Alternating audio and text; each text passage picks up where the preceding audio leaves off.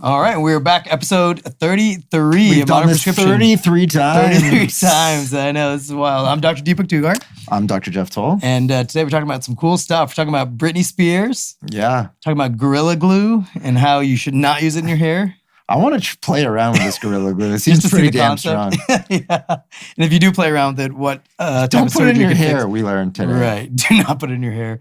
Learn about nose surgery, what can go wrong, how you can destroy your life, potentially. Basically, if you don't see you're going to end up with half of your nose falling You off. got to come to me. At least come for a consult. I do tell everyone you need to have an honest consult. You do need a good consult. Yeah. I had a very close friend have a consult with you, and she was very grateful and happy. And Good. I love to hear yeah, that.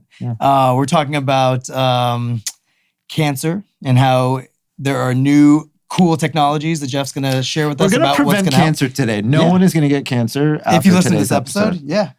Not disclaimer, that's not actually fact.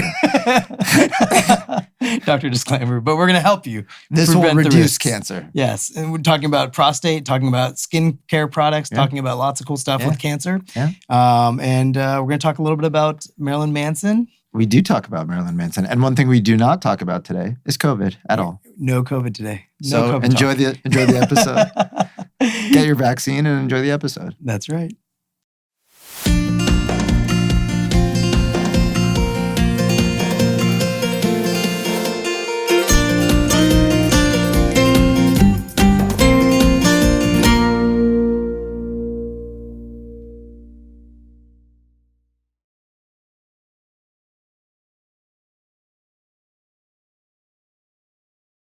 All right, we're back with episode 33 of Modern Prescription. My name is Dr. Deepak Dugar, And I'm Dr. Jeff Toll. and we are here today to talk about some really cool topics. A lot of good stuff today. Yeah, it's been a crazy week in the news. A lot of medical stuff. A lot of weird stuff And a lot going of on weird out there. stuff. Weird stuff. Other than presidents getting off for inciting rebellion and insurrection, there's a lot of other stuff going on. Second impeachment he's now gotten off of. Second time. He's almost as strong as Gorilla Glue.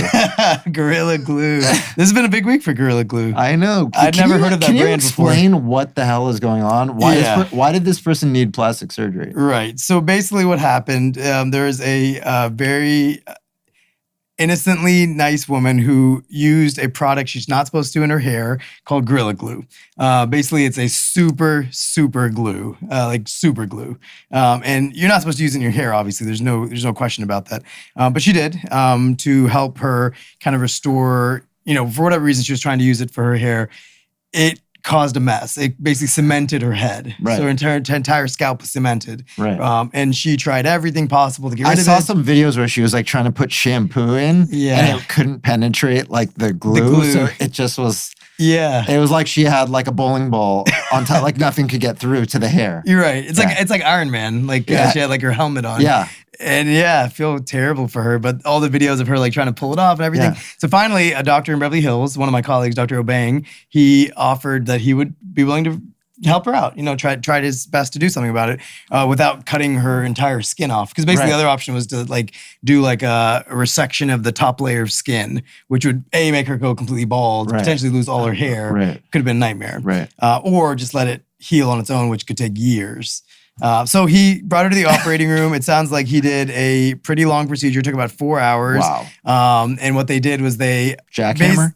Yeah, kind of. What they did basically is it sounds like he used just a bunch of little small instruments with a bunch of really strong chemical agents that can Got melt it. glue. So mastosol, these are just liquid adhesives, kind of like nail polish remover, Yeah. but like medical grade that Got we use it. all the time. And it sounds like a really tedious process where they're literally using little instruments and just trying to pick up hair follicles at a time and Wow. get enough freedom where they can finally Wow. get the hair free. And she posted a really amazing selfie with her hair actually out. Really? And it was like this huge moment of relief. But it's crazy because the whole world has been watching this for the past week, and it's been such a crazy I can't believe you story. didn't offer to help. I know. I'm not a hair expert. That's the only reason. I'm not a hair expert. Had I been more of a hair expert, I would have been happy to help. I guess that's true. But yeah, Gorilla So Glue, don't speaking use about it. your expertise, I was reading about someone who had nose surgery to thin the tip of the nose, I guess, and Yeah. caused some necrosis. Yeah, so that was the explain- Chinese actress, Yeah, right? yeah. So Chinese actress. She's like a YouTube. I think she's a what's it called?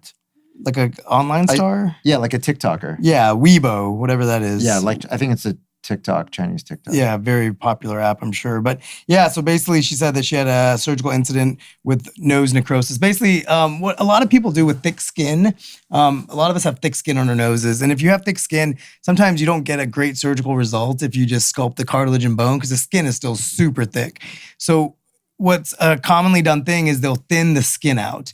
It's really dangerous and really risky is the problem. So it's really popular in African-American noses, popular in Middle Eastern noses, and very popular in Asian noses. Asians have very thick skin on their nose. And so it sounds like what they probably did is thin the skin out a little too much, and then you lose some of the blood supply. There's like little tiny blood vessels in the tip of the nose. Wow. And so you lose some of the blood supply, and then it can cause necrosis, which is basically the skin dies because it doesn't have enough blood supply. It's kind of like a plant. If you don't water it enough, it'll start to rot. So the same thing happens to the tip of the skin. And it sounds like she just had a hole in her nose is what it sounds like, which is terrible. And it can take months to heal. Sometimes never looks normal. Sometimes looks like skin cancer the rest of your life. And it's really scary. I actually have an actor who I've been taking care of, trying to help. It's just tough to help. He had a surgery by someone else, and they did the same thing. They thinned the tip of his nose way too much. It became paper thin, lost the blood supply, and now he has a hole about the size of a dime right in the middle of his nose. God. And he's a fairly prominent actor. Most people would know who he is. And it's just a shame. He's not going to be doing any movies for a while. And, the options are reconstructive surgery, skin grafting, but it's all cancer reconstructive techniques. Right. So it never looks 100% normal. So it's just, that's the biggest caveat with plastic surgery is do it with caution though, and make sure that the risks and benefits are really outlined. And then if they do need to do the reconstruction, then I imagine it's like post a Mohs surgery. So once they take out a cancer, they can graft skin from somewhere else. And they can actually get the shape reasonably okay, but it does look like it's skin from somewhere else. Yeah, it just never looks 100% normal. Yeah. It can look pretty darn close. And again, if you have cancer, who cares? Yeah. It's worth it. Yeah. But if you were doing it for an elective procedure, it's just such a shame for something like that to happen. It's actually amazing what they can do. But the nose and also the ears, I've had patients with melanomas or skin cancers on the ear where they have to graft and change the earlobe, and then they do the same thing on the other side to match it up. It's pretty incredible. Yeah, no, it's really crazy. Yeah, one thing we used to do really commonly. So you remember back in the day, people wore those gauge earrings? I mean, I guess some people still do. Yeah, that made it really big or whatever. Yeah, you wanted the bigger hole. I had some friends in college with that. Did you ever have earrings? No, I never had. Definitely not that one, but no, I didn't have any. So the gauges obviously at some point were no longer in fashion. So then there's this whole wave for the past 10 years of people wanting to get that giant hole fixed. Right. And so it's the same concept as the cancer reconstruction where you would actually cut it out and restitch it together to put their ear back to normal. Interesting. Yeah. Those were like tribal earrings. Exactly. Very tribal. And that's the weird thing about plastic surgery. Cool, kind of. Yeah. I mean, they look kind of cool. They look very gothic. Did you hear about Marilyn Manson? He's back in the news. What did he do this time? Oh man, not good stuff. I mean, he's obviously always been very controversial. Read this, actually. He was doing some abusive things to Rachel his Evan. wife. Yeah, well, another ex-girlfriend. Who's a very famous actress on Game of Thrones. Game of Thrones and and the girl from Westworld. The Westworld, yeah. She's amazing on that show. Yeah. But so basically, I think he's in the news for a few. Now it brought up some old ones too. Maybe I read. Well, it's funny that when the old stuff that we used to laugh about is now so cringeworthy. When he would talk about misogyny and sadistic tendencies towards women, and that was what he made his music about. And now it's oh my God, why would people listen to that? To me, you would think that these people know what they're getting. I mean, he's Marilyn Manson. His whole MO was about torture and sick thoughts and things. But yet it doesn't give them the right. It still doesn't mean it's okay. And the problem is that I agree, it would seem like that, but when you're being manipulated, you don't know the depths of it, I guess so. And for the victims, it's just a shame because they really, the stories that they're telling and what's coming out, it's just so sad. And it's I haven't read this. Just really sad stuff. And just very powerful men in general have had a long history of very abusive tendencies because of the power that they hold. Right. I mean, when you have the ability to shut your partner's life down if you wanted to, that's abusive power, Sure. So, but anyways, back to the gauge earrings, don't get gauge earrings. Marilyn Manson had a lot of earrings. A lot of weird piercings. Definitely painful ones. Yeah, but that's a little disclaimer for plastic surgery. Be very cognizant that great improvements can happen, but weird things can happen too anytime you do anything cosmetic. So be cognizant of what the risks are always. And also that these things last the rest of your life. So you got to think about what you're doing. And I think, as you have mentioned many times, that's why you always recommend more of like a classic look or a subtle look. Less is more. So that people are not doing some trend that they're going to regret. Exactly. Stay timeless. Yeah, stay timeless. And you see that, like beautiful women who... like I try to stay timeless. You have a very timeless look. The long hair, we'll see how long that stays. I like it right now. You're going to keep it forever? James Dean had long hair. Yeah, but you didn't always have long hair. You used to have short hair. That's true, I have. Yeah. But the good thing is you're keeping timeless styles. You're not doing anything crazy with your hair. Yeah. I like it. But the other thing that I was going to say about timeless styles is that if you look at people who age, like you look at like moms and grandmothers, there's some really beautiful older women, right? And it's because they're timeless. They didn't do things that are extreme. They didn't gain too much weight. They didn't get too skinny. They didn't do any weird things to their body. They don't have huge breasts or they don't have a little tiny nose. So it's the timeless thing. And as we age, like we're all in this now culture, but long-term matters. Long-term matters. So let's talk about this really interesting new prostate scan breakthrough. They're saying could prevent thousands of cancer deaths every year. Yeah. So what's the deal with this? So I think this is really cool. This has been around, but getting better each year. So, all men, one of the main reasons men don't like to go to the doctor is they don't want the doctor to examine their prostate. And this is a real problem why men will not check their cholesterol and their sugars and all these other important things because they don't want to get the prostate. So for a younger patient who's never had that, what's entailed in a prostate check?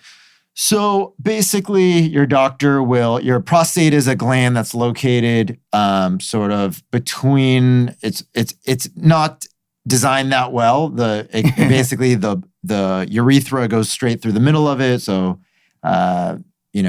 as your prostate gland grows, it can block, urine coming out, but also is a very common cancer, the most common cancer in men. And so for a doctor to examine you, they have to stick a finger in your anus and like push downward towards the prostate, and it's super uncomfortable.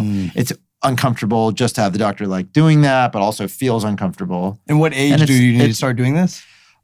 Typically at age 40, unless you have some family history or other reasons why you may choose to do it before. Got it. And so the old way of doing it was a digital rectal exam that we would do, once a year. And, I have a joke that sometimes I'll tell to try to break the ice. You'll say, I'm just going to stick one finger in and then, don't be alarmed if I stick a second finger in. I'm just trying to get a second opinion. That's terrible. So anyway, basically, that was the best way to test for this cancer. That's a super common cancer. So it's just feeling the size, or is it the... Yeah, so the prostate is like a walnut-sized organ that helps make some of the fluid, in the ejaculate. And basically, we're feeling for any lumps or bumps or anything suspicious feeling if we can. The limitation of the exam is I can only feel half of it. So if you imagine a walnut, I can go against one wall, but I can't see what's going on the other side or right in the middle of it. I just don't know by examining. So they paired that with something called a PSA test, which is a blood test. And, typically when someone has prostate cancer, we'll see a rise in that PSA. And that was the second way we could watch things.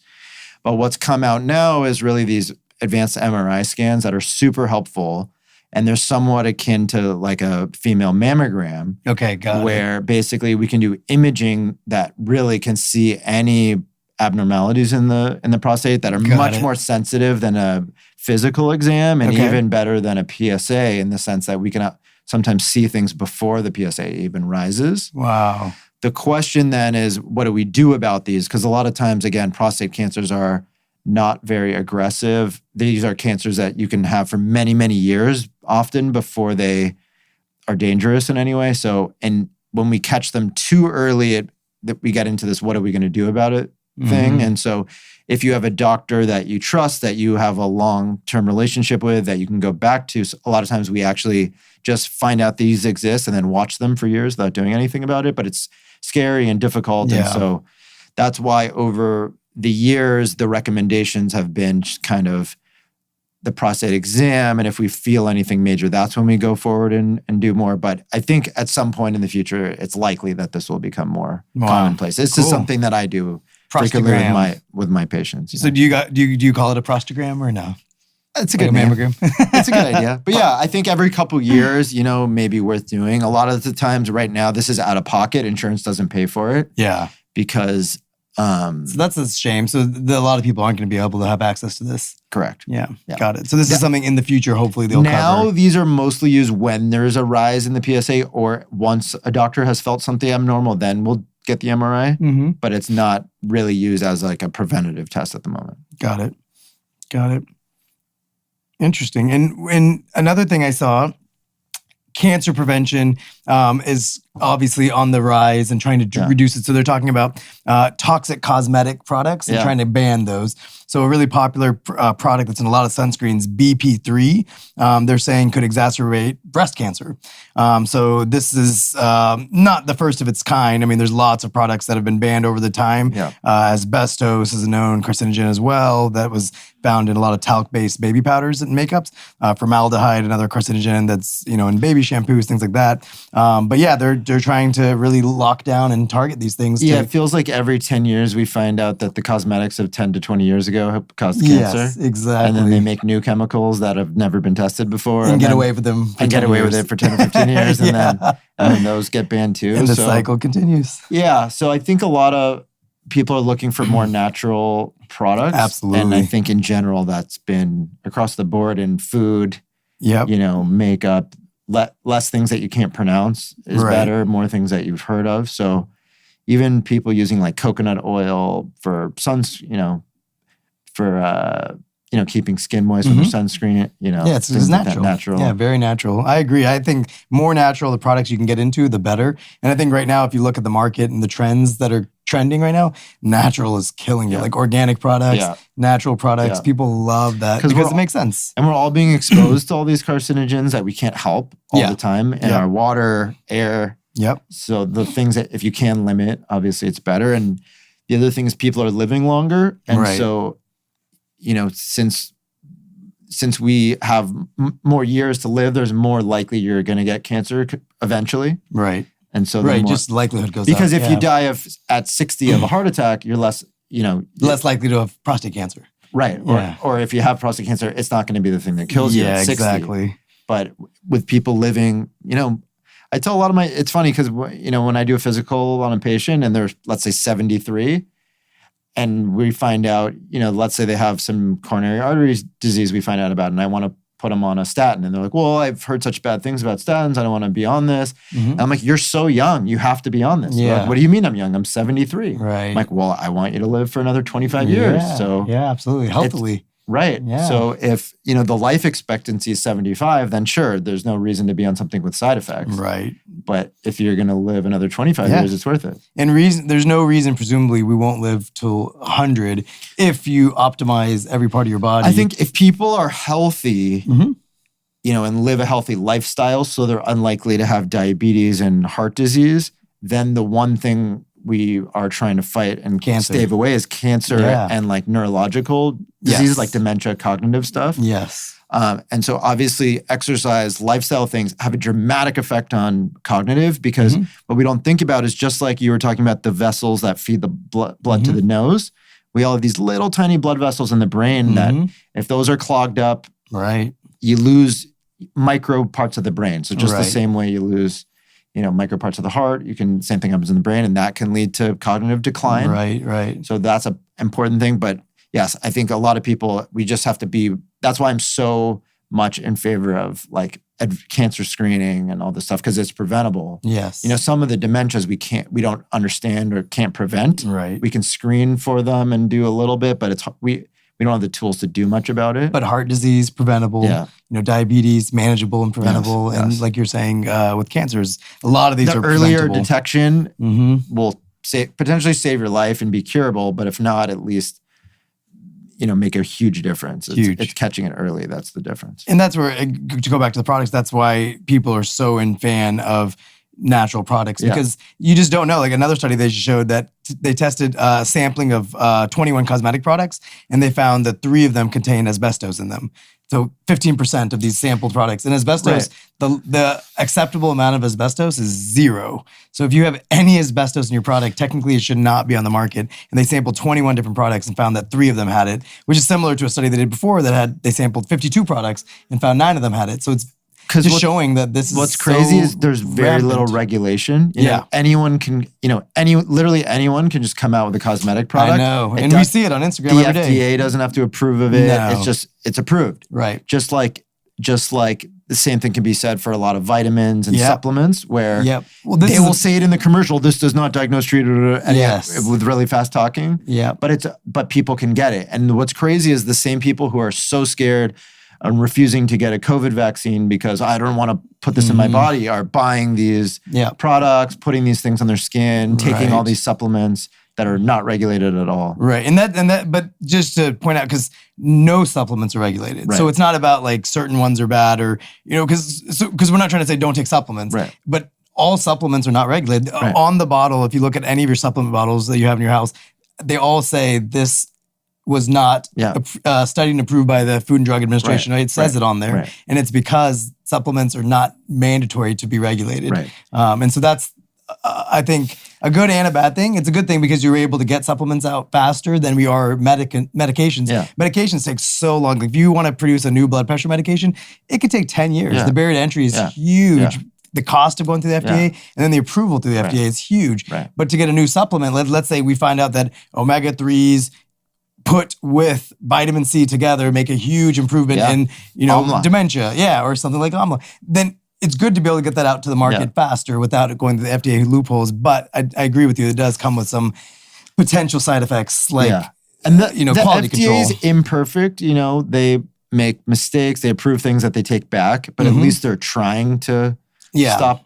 Yeah, I mean, it's the gold standard right now. There's nothing in the world that has a higher regulation than the FDA in terms of regulatory management of medications. Right. And you go to other countries, it's much easier to get medications. Like in Europe, it's so much simpler to get medications. And here, they're very strict on medications, but they're very not strict on, like you said, number 1, supplements, and number 2, skincare. And also 0. And also devices. They're very lax on devices. Very lax on devices, yep. So like, but that like you said, I think as the consumer, the key is to be very aware, try to go towards more organic products. Yeah. Like you said, coconut oil instead of using a classical skincare. Yeah. And even with sunscreens, I think the important thing is, SPF, but as simple as a product as possible. You want to limit things that you don't need to put on your body or ingest. So speaking of, in the EU, they're potentially limiting color tattoos. So they're showing that color tattoos could cause cancer as well. They're saying scientific research showed that compounds that are injected in the skin, which can break down into amino compounds that can become carcinogenic for skin cancers. So even in Europe right now, they're trying to ban color tattoos, which is huge. I mean, how many people do you know have tattoos, and then how many of them have color? A lot. A lot. Yeah. Marilyn Manson has a few. Marilyn Manson has a few, for sure. That's crazy to think about that. Again, this is a trend we've been doing for 50 years. Yeah. I mean, I guess the question at some point is, when is a person allowed to make their own choices, Right. Cancer causing or otherwise. Yeah. I mean, but. So, are we going to ban fast food? Are we going to ban, things that are unhealthy? Right. No, good question. I mean, McDonald's in a way should be banned before we ban tattoos. But it's causing the healthcare crisis in the country for sure. I think more deaths. COVID would not have been as bad if there was no fast food. I mean, more people die from McDonald's than COVID. That's true, but even the people who die of COVID, it's because they have diabetes, obesity, and other chronic diseases. 100%. Yeah, I agree. Completely agree. So it's a good question. Yeah, should we be able to ban things that create badness, or is it up to the people to decide whether to indulge in that? Because we all make other bad choices. Right. We date the wrong people. We're allowed to do whatever we want. A lot of bad choices. Should tanning beds be illegal? We know that causes cancer. Yep. And that's fully legal in America. And yet we know for a fact it causes cancer. But people are allowed to, and that's the thing, is where do you draw the line? So in America, alcohol is legal. Marijuana in some states is legal. Right. Other drugs we say are too dangerous because it's. I think they try to draw the line on, if it's protect the individual can do something stupid if it doesn't affect others is kind of how they try to draw the line. Right. But when it can create a more societal impact is when they usually say no. Yes. Yeah, I think yes, exactly. It's based on the numbers. Yeah. The numbers, just like lobbies exist because of financial numbers. I think that's a big reason too. Yeah, big reason. Then speaking of tattoos, another thing they're saying is that a study found that people, a lot of people do sleeves, like they have their entire sleeves. Yeah. So they're saying that this is reducing their sweating rates, which has a potential to cause heat loss capacity, so they can overheat. And so they found a study where people who like tattoo a majority of their body or a significant portion actually can have overheating syndromes, where they are now unable to regulate their temperature because of their sweat mechanisms being gone. Very interesting. Very interesting. I never thought I would know this much about tattoos. They're psychologically tend to overheat when they have sleeve tattoos. That's probably true also. I have a couple of friends with sleeve tattoos, actually. It's very interesting. The people who get tattoos are not the people you think always. It's not like these crazy, grungy people anymore. Like a lot of sophisticated, educated humans have tattoos. Do you have a tattoo? I don't. Do you? I do not either. No. Nice Jewish boy. No tattoos. Nice Hindu boy. Yeah, I don't do tattoos yet. Tattoos. Maybe one day. Yeah. I always wanted to get a tattoo, but everyone around me has always told me not to, So I think. What would your wife say?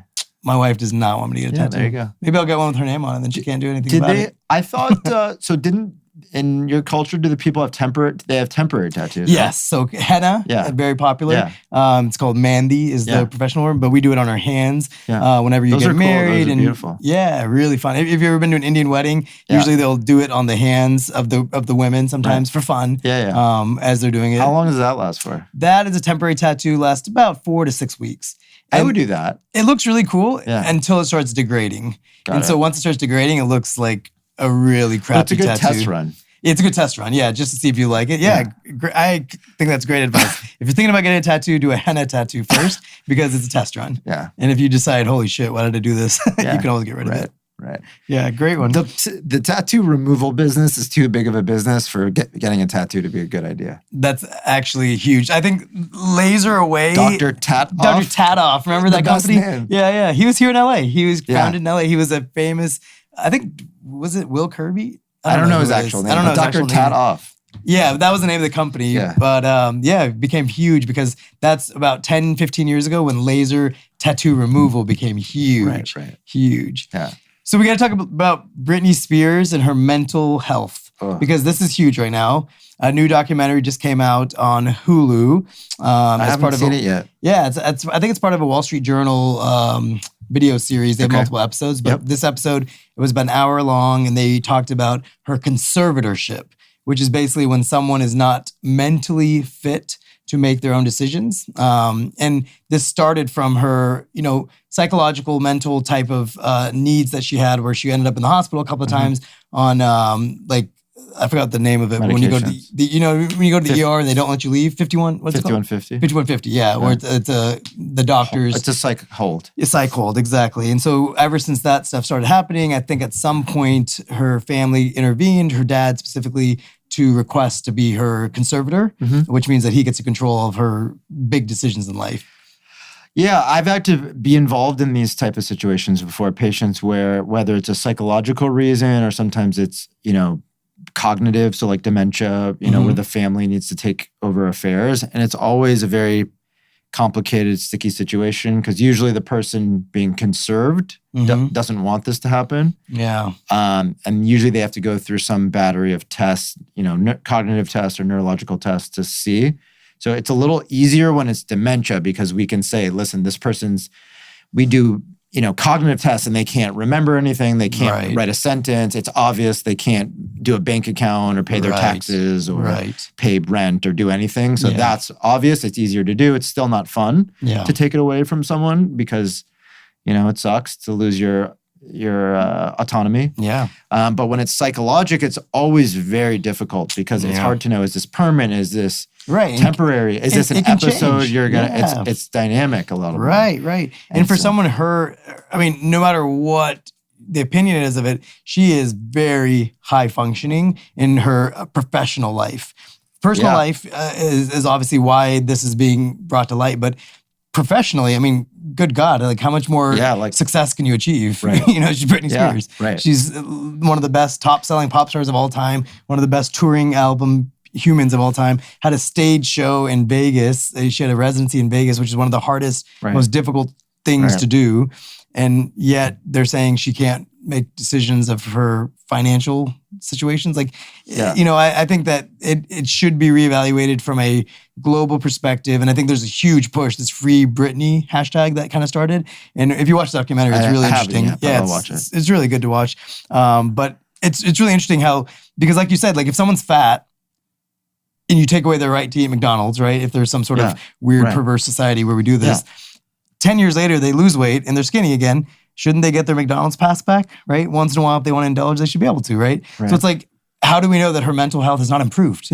It's been 10 to 15 years. So like, I don't know, reevaluate, you'd think. Right, but that has to be initiated on the side of the conservator, probably not the patient. I don't know. Right, and that's what's tough, because if the conservator has a benefit to have her in a conservatorship, then it becomes a really twisted cycle. Right. I mean, I would assume there's either a psychiatrist or someone who's involved in absolutely the capacity evaluation. Right. Which is what it's supposed to do, because it's supposed to be protecting someone, but it gets very difficult. And I think this is an example of a very rich person having it happen.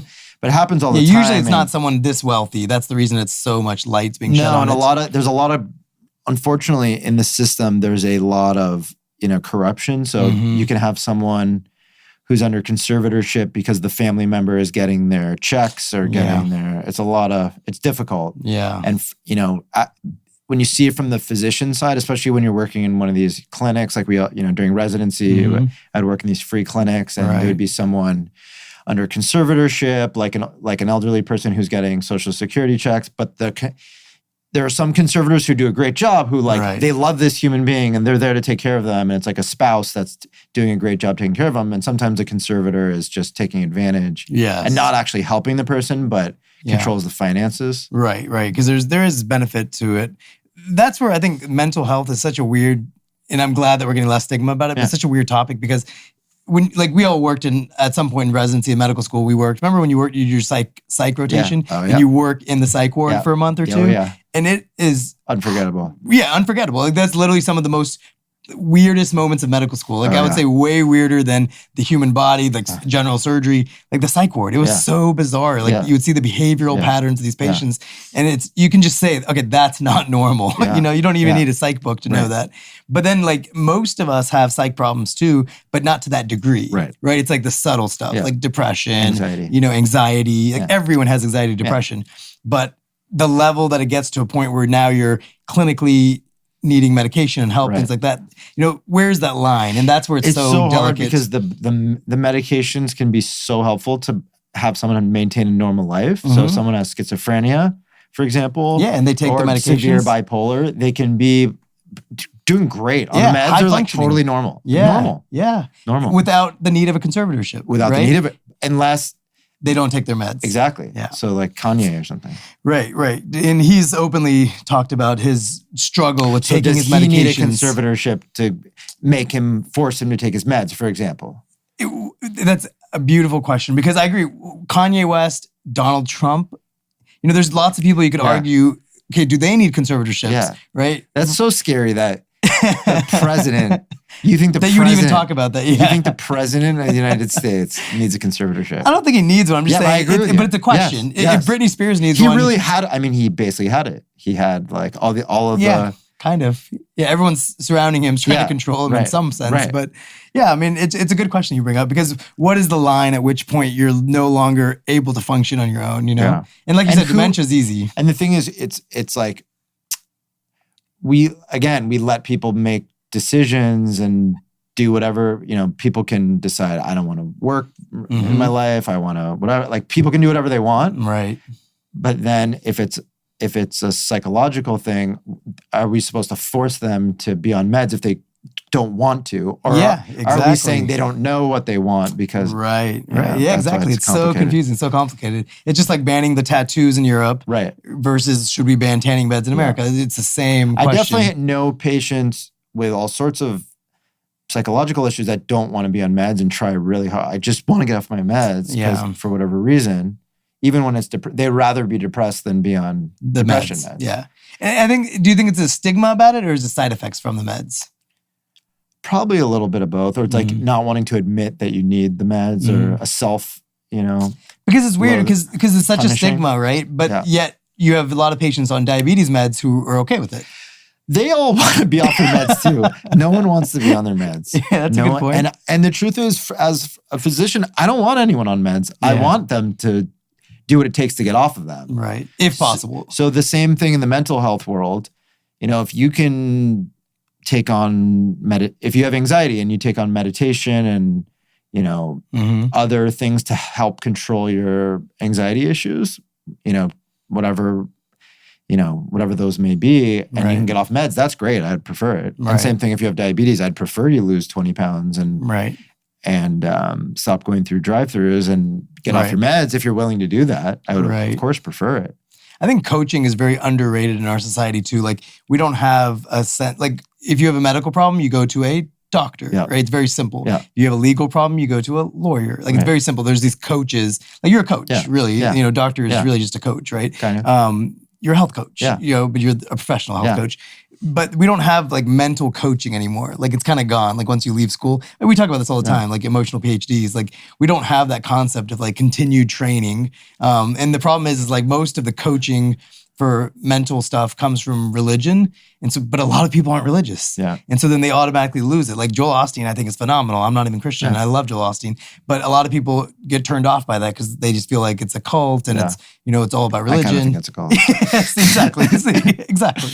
But you're not alone. A lot of people are with you. So I think that's the problem is that outside of religion, there's no organized coaching anymore for mental strategies. Like it's just, hey, meditate. It's like, as we've discussed, it's very difficult if you're not into it, right? Like at some point you weren't into it and then you force yourself to get into it, right? But a lot of people who aren't into it, it's just not as simple as it sounds. And so the problem is we just don't have any coaching in this country. And I think that's a huge missing link that we should. I think that's true. So in other cultures, how do they get the coaching? I think religion, I think it's part of the culture. I think religion is more widely accepted. Like in India, there's very few people who aren't religious. Like there's very many religions, but of one or the other. Yeah, but religion is part of your life. Yeah, versus I feel like in America, there's a lot of people who just live day to day without religion as part of their daily life. Most people do. Yeah, I think at least in places where we live, like LA, New York, Miami, like the big cities, I think a lot of people don't have religion as daily life. Like maybe once a week you go to church or once a week you go to, temple. Probably less. Yeah, but a lot of people probably less, especially our generation. Yeah. And so I think that we lost that sense of the coaching otherwise, or we balance off of our friends and family. But like we've talked about before, our friends and family have problems too. They're not the best people. They do, but so do I don't know. So does the church. So does the church. No, I agree. So it's my whole point is that I don't think the church should be the answer. I think there's been a movement towards people self-healing and self-training, self-improvement, self-betterment, and all these books that people are buying and doing. And I think those things are amazingly powerful for a lot of people. But the problem is again, if it gets too successful, it's called a cult, right? Like Tony Robbins. I'm a huge fan of Tony Robbins. We never talked about this. When did you go to Tony Robbins? 2015? I went. I had a buddy who wanted to go. Because we were there at the same time. Were we at the same one? Did you go to LA? No, I was I was at the one in the Bay for. Oh, never mind. Okay. So I went to the one in LA. I have a friend who every 2 years, the past 3 times. Who's like a finance kind of guy, and there was one up in Silicon Valley or something. Amazing. And I went to that one. Amazing. Okay. You went to UPW, the 4-day event. UPW. It was something like 3 days. Yeah. And so as you say, part of what I do. I'm someone's doctor, but I'm also trying to get someone to live in a healthier way. Yeah, healthier state of mind, yeah. And so what interests me about Tony Robbins is to figure out how to motivate change in someone. And that's basically that conference is about that exact thing. It's like, how do you, and he makes these noises, how do you snap and change? Yeah, totally. Make your moves, say yes. How do I get these, so... it was kind of culty, but it was kind of enjoyable. I liked it. Yeah, it was definitely. And I'm a huge Tony Robbins fan, and it's definitely a little culty. But the reason it's culty is because so many people are into it. If less people are into it, it wouldn't seem as culty. And so that's my whole point is that as things get really big, it starts to be called a cult. Yeah, I think Tony Robbins is phenomenal. I'm a huge fan. He probably is actually like crazy, mean, terrible person, really, isn't he? I don't think so. I think he's a fantastic person. Is he? Yeah, fantastic. He was very mean to someone who asked him a question at the one I was at. Was he was he in mode? Was he like acting? Was he like playing the part? Or was he actually just in a bad, grumpy mood? I think he was grumpy. Yeah. Okay. So, I don't know. Because sometimes I see him play the part and he purposely is mean to people because he's trying to shake them out of it. Like, have you ever seen like Gary Vee? No, that's different. Like, Gary Vee's a jerk to everyone. Like, when you see him at conferences, like, some kid will come up and be like, how do I improve my life? He's like, your life sucks if you have to ask the question. Quit school yet. yeah, exactly. I love Gary Vee, too. He's a crazy guy, too. But Tony Robbins, I think his deep purpose and passion is there. Yeah, I mean, there might be some behavioral things that who knows, everyone has. But my point to all of this is that we need some sort of coaching in our lives. And I think there's nothing that exists besides Tony Robbins type stuff. Right. And even, you see your doctor and they tell you to lose weight, but it's rarely paired with a dietitian or nutritionist to help you like figure out what foods should I eat. Because it's expensive. I mean, a dietitian, nutritionist, these things are expensive. Very. And insurance doesn't cover these things that well. No, not at all, really. It might or might not, or usually not. I don't think it does. Yeah, so that's expensive. And most of them don't take insurance. Yeah, I mean, imagine having to hire... But think about how much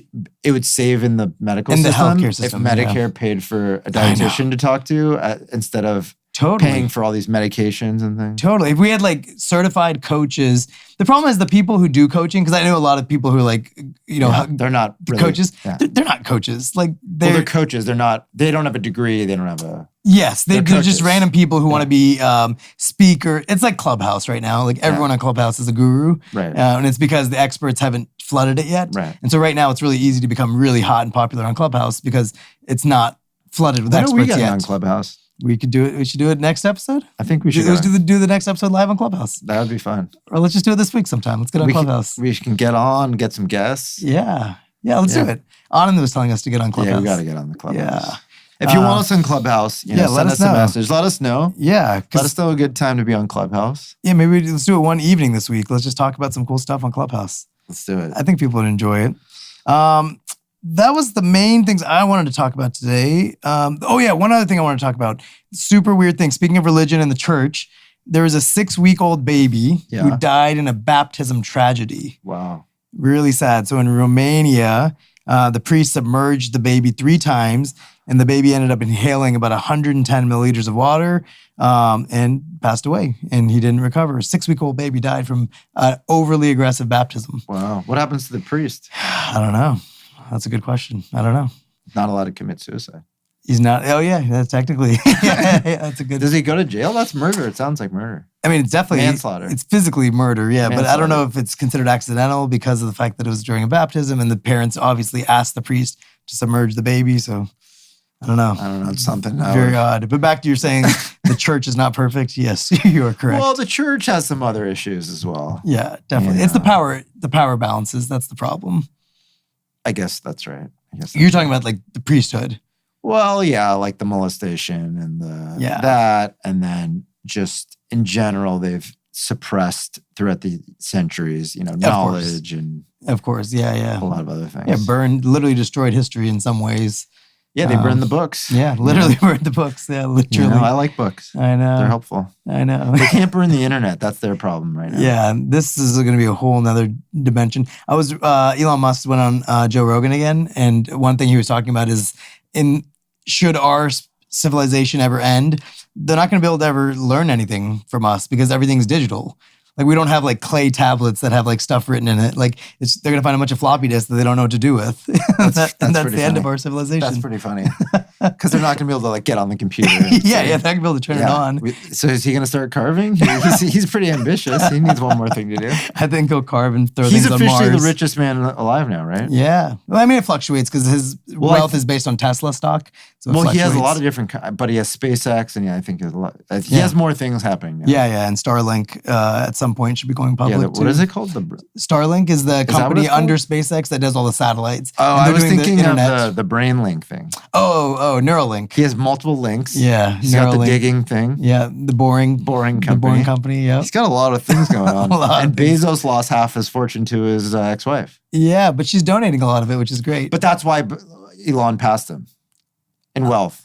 Is that why? Yeah, he But I think Jeff Bezos' wealth, I mean, again, we're not the right podcast for this anyways, but I think Jeff Bezos' wealth also tripled or doubled during COVID. But he lost half to the ex-wife. Got it. So you're saying, had he not been divorced, had he been a better husband, yes, he would still be the richest man in the world. I think so. So lesson to all the husbands out there: be good. What, he stepped down from CEO, I think, or he's going to. Yeah. He announced that he is formally stepping down. He's retiring. Mm-hmm. At least from CEO for position. now. Yeah. I think he wants to focus on his dreams. What are his dreams? He wants to go to space too.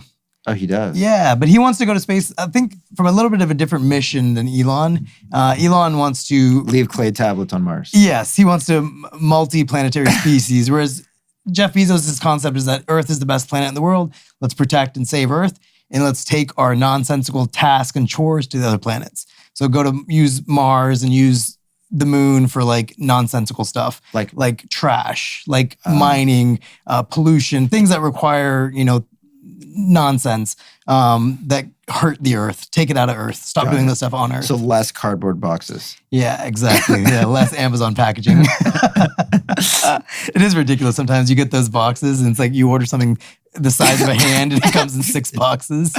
Yeah, Valentine's delivery. Well, hope everyone had a good Valentine's. I hope everyone had a good President's Day.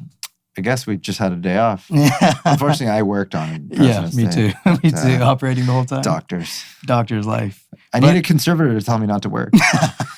You do not want a conservator. I know. But thanks for listening, guys. I guess you'll find us on Clubhouse soon. Yes, absolutely. Find us on Clubhouse soon. And we'll continue to have great guests this season. We're really excited. We have a great lineup this year. Coming up. Yeah. And we'll stay tuned and stay listening and keep sharing and keep sending us to your family members. And anything you want us to talk about, please comment, subscribe, and let us know. Thank you.